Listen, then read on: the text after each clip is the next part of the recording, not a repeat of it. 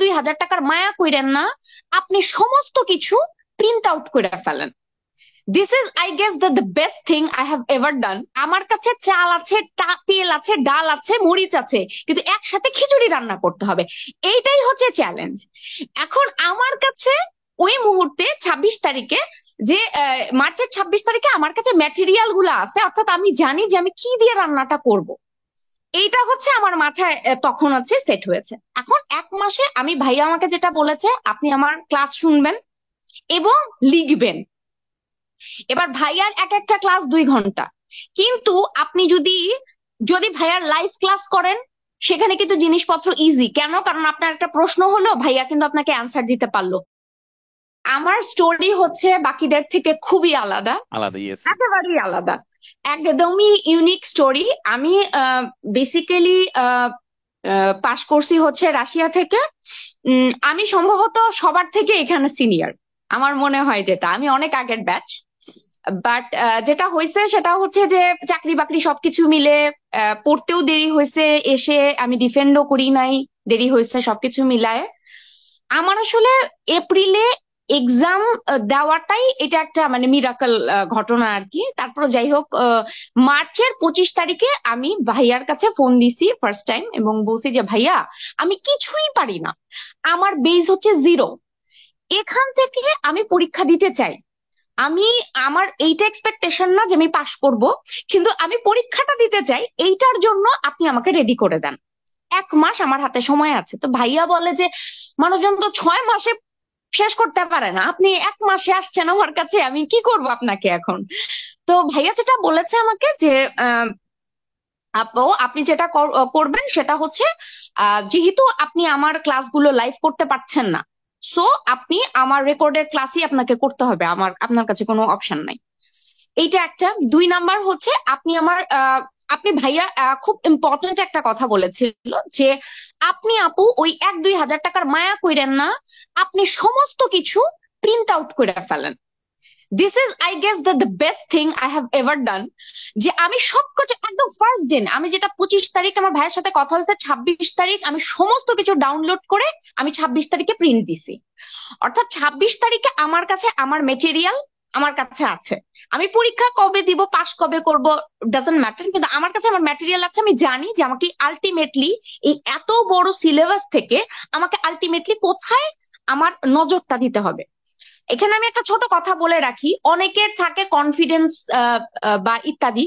আমি একটা জিনিস বিশ্বাস করি, যে ডাক্তারি পাশ করছে তার আইকিউ লেভেল 110-এর কম হবে না। এটা হইতে পারে না যে কেউ মেডিসিন পাশ করে গেছে, যে কোনো জায়গায় করুক, কিন্তু পাশ করছে মানে লিগালি পাশ করছে এবং তার আইকিউ 110-এর নিচে, এটা হইতেই পারে না।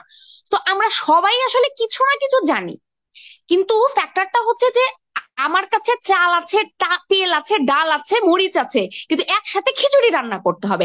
এইটাই হচ্ছে চ্যালেঞ্জ। এখন আমার কাছে ওই মুহূর্তে 26 তারিখে, যে মার্চের 26 তারিখে আমার কাছে ম্যাটেরিয়াল গুলো আছে, অর্থাৎ আমি জানি যে আমি কি দিয়ে রান্নাটা করব। এইটা হচ্ছে আমার মাথায় তখন আছে সেট হয়েছে। এখন 1 মাসে আমি, ভাইয়া আমাকে যেটা বলেছে, আপনি আমার ক্লাস শুনবেন এবং লিখবেন।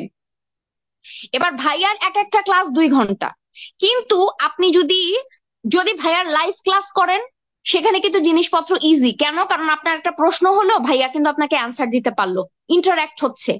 আমার ক্ষেত্রে কিন্তু সেটা হচ্ছে না। আমার ক্ষেত্রে ভাইয়া যেটা বলতেছে আমি শুনতেছি, আমার যদি কোনো প্রশ্ন থাকতেছে, ইদার আমি সেটা নোট করে অনেক সময় ভাইয়াকে জিজ্ঞেস করছি, বাট আমার টাইম এত কম ছিল, আমার পক্ষে পসিবল হয় না। আমি সেক্ষেত্রে ইন্টারনেটে ওই জায়গাটা ঘেটে ওই ইনফরমেশন যেটা আমি বুঝতে পারতেছি না, ওইটা নিয়ে আমি নোটে লিখছি।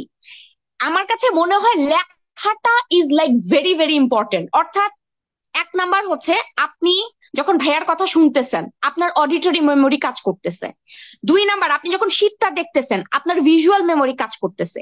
এবং 3 নাম্বার, আপনি যখন লিখবেন আপনার মোটর মেমোরি কাজ করবে। তিনটা জিনিস একসাথে যখন কাজ করবে, এবং তারপরে যে কথাটা তপু ভাই বললেন, যে আপনি যখন ওই এমসিকিউ গুলা ভাইয়া সেই শীটের সাথে যেগুলো দেয়, সেই এমসিকিউটা হাতে সলভ করবেন, পিডিএফ এ না। আমি আবারও বলি, পিডিএফ এ না, হাতে সলভ করবেন। ওই আমার কাছে একটা মার্কার ছিল, হলুদ রঙের মার্কার, আমি ওইটা দিয়ে দাগ দিছি এবং ট্রু ফলসটাকে লাল লাল করে গোল করছি হচ্ছে লাল পেন দিয়ে। তো এইটাকে আপনি যখন করতে পারবেন, তার মানে আপনার 4টা মেমোরি একসাথে কাজ করলে ইটস ভেরি রেয়ার যে আপনাকে আপনার মেমোরি বিট্রে করবে। হইতে পারে না, কারণ 4টা মেমোরি একসাথে কখনো কোনো মানুষের বিট্রে করতে পারে না। আচ্ছা, এইটা একটা ব্যাপার। আরেকটা ব্যাপার হচ্ছে যেটা করেছি আমি, যে আমি প্রতিটা, ভাই আমাকে বলে দিয়েছিল যে আপনি যখনই একটা চ্যাপ্টার শেষ করবেন সাথে সাথে তার এক্সাম দিবেন।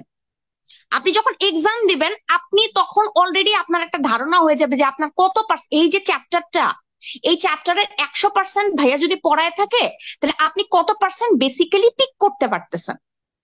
আপনার কিন্তু একটা সেলফ এভুলেশন কিন্তু হয়ে যায়। তো এইটাও একটা খুব ইম্পর্ট্যান্ট ফ্যাক্টর আমার কাছে মনে হয়েছে। ভাইয়া আমার কাছে বলছিল ভাইয়া যে 1 মাসে আপনি শুধুমাত্র মেডিসিনটা শেষ করবেন, বাট আমি করতে পারছি মেডিসিনটা, সার্জারিটা, আলটিমেটলি সবকিছুই কম বেশি মোটামুটি। গাইনিটা ভালো করে করছিলাম, পেডিওটাও করছিলাম। সো মানে আমি অ্যাক্টিভ ছিলাম হয়তো বা আমি চাকরির পরেও দেখা গেছে প্রায় 8-10 ঘন্টা সময় কোনোভাবে ম্যানেজ করছি। আমি এই 1 মাস ঘুমাইছি মাত্র 4 ঘন্টা, টু বি অনেস্ট। মানে আমি শুধুমাত্র রোজার মাস ছিল, আমার চাকরি হচ্ছে 12 ঘন্টা। আমি যখন জব করছি আমি দেখা গেছে যে কানের ভিতর আমার, যেহেতু লাঞ্চ টাইমটা আমাদের অফ থাকতো, আমি দেখা গেছে ওই সময়েও পড়ছি। সো পড়ছি 8 ঘন্টা, চাকরি করছি 12 ঘন্টা, এই 20 ঘন্টা 4 ঘন্টা ঘুমাইছি। আমি আশা করব যে কারোর এইরকম সিচুয়েশন তৈরি হবে না। আপনারা আগে থেকেই প্রিপারেশন নিবেন, আগে থেকেই সবকিছু অনেক বেশি ইন্টারাক্ট করতে পারবেন, ভাইয়ার ক্লাস করবেন। আমার ব্যাড লাগ যে আমি পরে জয়েন করছি, বাট আমি আশা করব যে আপনারা সবাই শুরু থেকেই অ্যাটেন্টিভলি করবেন, তাহলে কাজটা অনেক ইজি হয়ে যাবে। মানে আপনি দিনে 4-3 ঘন্টা, 2-3 ঘন্টা সময় বের করতেই পারেন। আমার কাছে মনে হয় এটা খুব ইজি আর কি, খুব বেশি চাপ হওয়ার কথা না। আরেকটা কথা বলবো যে অধিক সন্ন্যাসীতে গাজন নষ্ট হয়, এটা একটা ব্যাপার। যে আপনি ততটুকু ইনফরমেশনই না নেন যতটুকু আপনি আসলে প্রসেস করতে পারবেন। আপনি এইখান থেকে একটু নিলেন, ওখান থেকে একটু নিলেন, সেখান থেকে একটু নিলেন, তারপর আপনি আলটিমেটলি কিছুই প্রসেস করতে পারতেছেন না, তাহলে আলটিমেটলি না আপনার মাথায় একটা মানে জগা খিচুড়ি হবে। এটা হচ্ছে 1 নাম্বার। মানে এটা হচ্ছে আরেকটা কথা। আরেকটা ইম্পর্টেন্ট কথা বলতে চাই, আমি বেশি সময় নিব না, আরেকটা কথা বলতে চাই, সেটা হচ্ছে কি, আমার একটা সুবিধা ছিল, আমি চাপ মুক্ত পরীক্ষা দিছি। কারণ আমি এক্সপেক্টই করি নাই যে আমি পাশ করবো, টু বি অনেস্ট। এমনি করে কেউ 1 মাসে পরে কেউ পাশ করে? কিন্তু আমি পরীক্ষা দিছি, আমি একদম চাপ মুক্ত পরীক্ষা দিছি। আমার কাছে মনে হয় যে আপনাকে যদি 1 ওভারে 25 রান নিতে হয়, আপনার উপর যে প্রেসার থাকবে, আপনার যদি আপনি ওপেনিং এ ব্যাটিং এ নামছেন, আপনার ইচ্ছা মতো আপনি বল আসবে, বলের মেরিট দেখে খেলবেন। এইভাবে যদি আপনি খেলেন মানে পরীক্ষা দেন, পরীক্ষার টাইমটা আমি বলতেছি, ভাইয়াও বলছে, তপু ভাইয়া বলছে, আমিও বলবো, চাপ মুক্ত পরীক্ষা দিবেন, যা হবে হবে। এই পরীক্ষাই শেষ পরীক্ষা না, জীবনে বহুত পরীক্ষা আসবে, বহুত পরীক্ষা যাবে, কিন্তু আপনার এই 100 মিনিটে আপনি আপনার 100% দিবেন। আমার মনে হয় এরপরে আর কিছু থাকে না। আপনি যদি এই 100 মিনিটে আপনার 100% দিতে পারেন, ইট উইল ওয়ার্ক। আমার তাই বিশ্বাস আর কি। এই হলো ভাইয়া। ভিডিও শুধু ভাইয়া 200 ঘন্টার ভিডিও শুধু আমি একবার শুধু দেখলে, দেখি নাই। একবার দেখলে তো 200 ঘন্টা। আমি তো 2বার দেখার সময় পাইনি, আমি একবারই হুম। দেখছি। কিন্তু ফ্যাক্টরটা হচ্ছে যে প্রতিটা ভিডিও কিন্তু আমি লিখছি। হ্যাঁ, তার মানে দুই ইটস ঘন্টার নট যে, ভিডিও আপনার 4 ঘন্টা হয়ে গেছে। হ্যাঁ আমার 2 ঘন্টার ভিডিও 4 ঘন্টাও হয়েছে। মানে এবং আমি প্রায় এক একটা চ্যাপ্টার শেষ করছি 1-2 দিনে, কারণ এর বেশি তো আমার হাতে সময় নাই। না, সময় নেই তো। হ্যাঁ। সো আমি কিন্তু আপনাকে মাঝখানে একবার বলছিলাম ভাইয়া আমি এই পর্যন্ত আসছি, মানে এই পর্যন্ত আমি আসতেছি। এবং আমি আপনি আপনি আপনি বলছিলেন যে আমাকে মেডিসিন শেষ করতে, শুধু আমি মেডিসিন করার পরে আমি প্রায় প্রায় আমার একটু 2 দিন, তারপরও আমাকে যদি বিএমডিসির লোকজন একটু যন্ত্রণা না দিত, আমাকে না জ্বালাইতো, তাহলে দেখা যাইতো যে আমি ওইটুকুও শেষ করে ফেলতে পারতাম। এবং আমার বেসিক্যালি প্ল্যান ছিল যে আমি রিভাইজ করব, আমি রিভিশনে যাব, বাট রিভিশনটা হয় নাই। বাট যতটুকু দেখছি, যতটুকু নিজের বেসিক যা কিছু ছিল তাতে হয়ে গেছে। এবং সবচেয়ে ইম্পর্টেন্ট আমার কাছে মনে হয় কি ভাইয়া, পরীক্ষার সময়টা, এক্সাম টাইমটা, এক্সাম টাইমে আপনি যদি বেশি স্মার্টনেস দেখাইতে যান, you will be in trouble. এইটা হচ্ছে কথা। না, আমি আপনাকে যেটা বললাম না, আমি কিন্তু আপনাকে জিজ্ঞেস করলাম যে ভাইয়া আগে পরীক্ষার আগের দিন যে ভাইয়া আমি কি এই আগে পিছিয়ে যাব নাকি একদম একটা একটা করে চলে যাব, আপনি বললেন যে দরকার নেই আপনি, কারণ ভুল হইতে পারে। আমি একটা মানে 3 নাম্বার প্রশ্ন আমি দিতে গিয়েই আমি বুঝছি যে আমি যদি পিছনে যাই আমি সময় কভার করতে পারবো না। এবং ওভার স্মার্ট হওয়ার এখানে কোনো জায়গা নাই। মানে এত সময় কম এবং এত বেশি আপনাকে আপনার 1 মিনিট একটা প্রশ্নের জন্য, আপনাকে পড়তে সময় লাগে 10 সেকেন্ড, ভরাট করতে সময় লাগে 10 সেকেন্ড, 20 সেকেন্ড তো এখানেই শেষ। 40 সেকেন্ড সময় আছে আপনাকে পুরো প্রশ্নটাকে প্রসেস করা এবং উত্তরটা মনে করা। আপনি ব্যাক করতেই পারবেন না, আপনার সময়ই হবে না পরবর্তী আগের প্রশ্নতে ব্যাকে যাওয়ার কোনোভাবে। মানে অ্যাটলিস্ট আমার ক্ষেত্রে এরকম হয়েছে, আমি একদম সিরিয়ালি দাগ কেটে চলে গেছি যে যা হবে হবে। তো আমার কাছে মনে হয় যাদের অনেক ভালো প্রিপারেশন ছিল, যারা হয়তো 40 মিনিট 35 মিনিটে শেষ করছে, তাদের কথা আলাদা, কিন্তু আমি বলবো যারা ফার্স্ট টাইম পরীক্ষা দিবেন, মানে ওভার স্মার্ট হওয়ার কিছু নাই আর কি। আপনি যতটুকু পারেন কনফিডেন্টলি 100 মিনিটে 100% নিজের দিয়ে আসেন, আমার মনে হয় হয়ে যাওয়াটা উচিত। মানে খুব বেশি স্মার্টনেস না দেখানোটাই ভালো। এবং আমি বলবো যে 100 জায়গা থেকে জিনিসপত্র নিয়ে এসে আপনি প্রসেস করতে না পারলে, আপনি যদি পারেন, আপনি যদি প্রসেস করতে পারেন, তাহলে প্লিজ করেন 100 জায়গাতে, কিন্তু নাইলে না আর কি। স্পেশালি যদি আপনার হাতে কম সময় থাকে, তাহলে তো প্রশ্নই আসে না। আমার তাই ছিল আর কি। ব্যাপারটা হচ্ছে আমি যেভাবে ক্লাসগুলো নেই এগুলা কি আসলে পরীক্ষার সময় ইফেক্টিভ কিনা, এই জিনিসটা আপনার কেমন মনে হয়? আমার কথাগুলো কি কানে মানে বাসে আমার কাছে আপনার? মনে হয় ভাইয়া, আপনার প্রথম যে আপনার বেসিকটা হচ্ছে যে যে কোনো কিছু মুখস্থ করবেন না, আপনি মেকানিজম বুঝেন। আপনি যখন মেকানিজম বুঝবেন, আপনিও বলছেন, আমাদের আমাদের যিনি ফিজিওলজির টিচার ছিলেন, উনি একটা কথা বলছিলেন যে মানব দেহে কারণ ছাড়া কোনো জিনিস হয় না।